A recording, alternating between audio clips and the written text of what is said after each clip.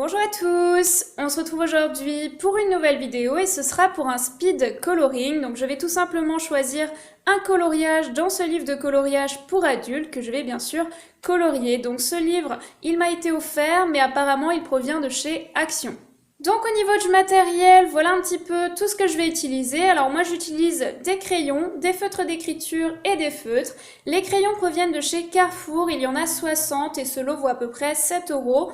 Honnêtement je trouve que pour le prix ils sont de bonne qualité, j'ai pas de souci pour les tailler. Et au niveau de la qualité je trouve qu'ils sont ni trop gras ni trop secs. Toujours de la marque Carrefour, j'utilise des feutres d'écriture qui sont en fait des stylos avec une mine assez fine, que l'on retrouve d'ailleurs je crois dans la marque Stabilo. Il y en a donc 12 ici, c'est un petit format et ça vaut à peu près 5 €. Moi j'utilise surtout ça pour le détail, mais je pense que pour le coloriage que je vais faire ici, je ne vais pas les utiliser, je ne vais pas en avoir besoin. Et des feux, donc ceux-là c'est de la marque Peppermade, je les avais achetés en septembre à Auchan et c'était en promo donc ça valait 2,75 € les 24 feutres, c'est quand même pas mal parce que le nuancier est quand même assez important. Et pour terminer je vais bien sûr utiliser une petite gomme, donc celle-ci provient de chez Tiger, je précise parce que je pense qu'on va me demander en commentaire, et un petit taille crayon, donc celui-ci j'avais eu dans une Crazy Kawaii Box, mais si je le retrouve sur internet je vous remettrai bien sûr le lien du produit dans la description. Avant de commencer, je vous remontre rapidement ma façon de faire, mais chacun a sa façon de faire pour colorier. Moi, ce que je fais, c'est que je choisis une partie, n'importe laquelle, et je vais accentuer les bords. Donc, je prends une couleur, peu importe celle que vous voulez, et je vais donc accentuer au bord, je vais appuyer assez fort. Et plus je vais me rapprocher du centre de ma partie, donc de cette partie-là que j'ai choisie, moins je vais appuyer le crayon. Donc c'est pour donner un petit peu cet effet jeu de lumière, etc.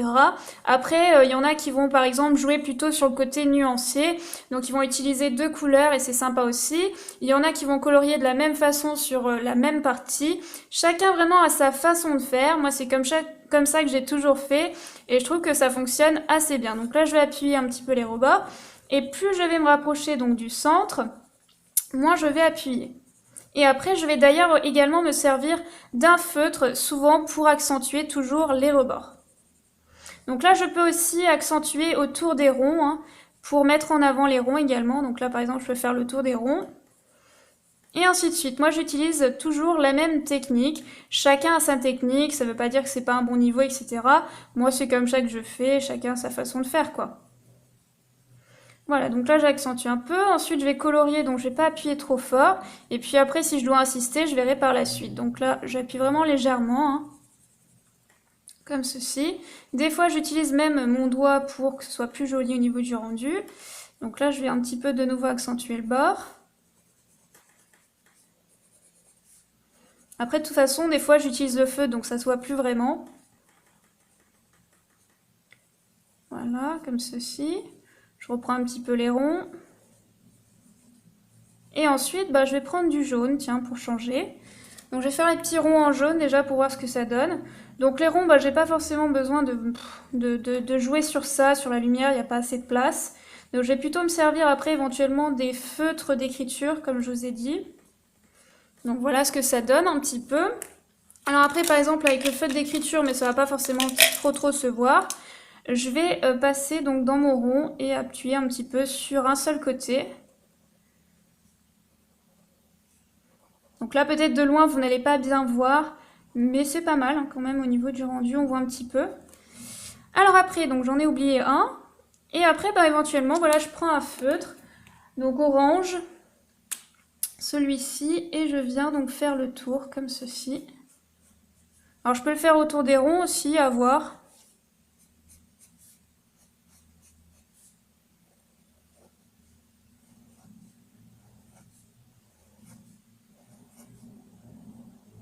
Je m'excuse un petit peu pour les bruits extérieurs, mais là je peux pas éviter.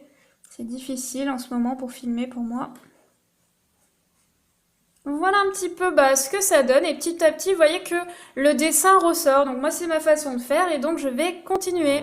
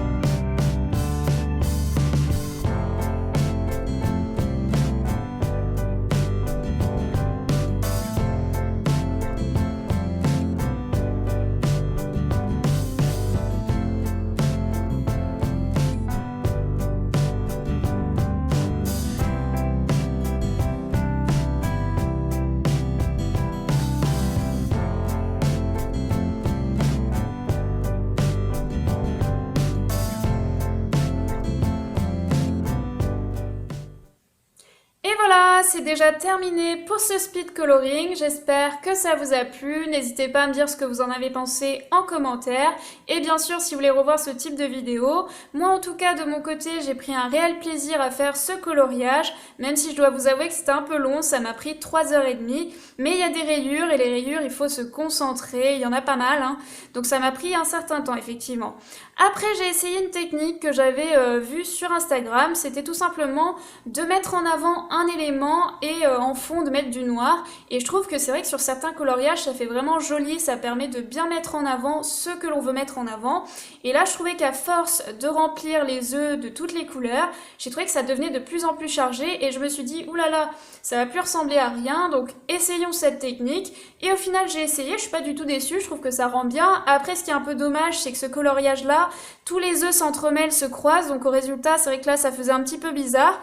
J'ai essayé de rattraper ça avec le feutre noir, mais vous voyez que là et là, c'est un petit peu coupé. Mais bon, j'avais pas le choix. Je vais quand même mettre un peu de noir, justement, pour qu'on voit bien que ce sont des œufs.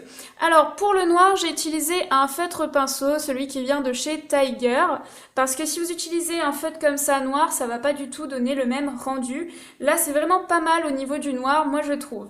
Voilà, j'ai terminé pour cette vidéo. J'espère vraiment que ça vous a plu encore une fois. Et puis, comme d'habitude, je vous dis à très vite pour une nouvelle vidéo. Bye!